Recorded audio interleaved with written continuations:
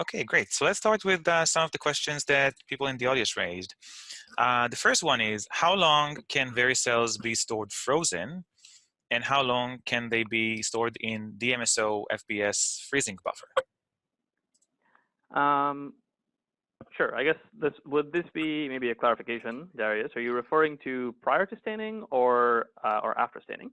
Because I guess that would be somewhat variable. So typically, I can say that we've generally used the Veri-Cells within a week of reconstituting a vial. So we haven't done too much in terms of freezing Veri-Cells prior to using them. So the fact that they come lyophilized, in my mind, is sort of an advantage that precludes the need to sort of re-bank them.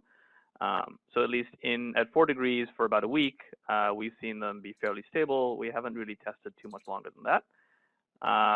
After they've been stained, we've certainly had samples where we spiked Veri-Cells in, and those samples have been stored at -80 for several months, and they seem to be fine.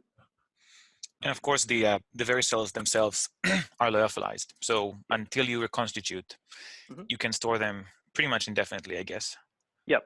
And I guess we didn't show it here, but we've actually done a bunch of testing to show they're actually quite temperature stable as well. So you can kind of take the Veri-Cells and leave them in a hot car for a while, which we approximated with a 45-degree incubator, and they seem to be fine.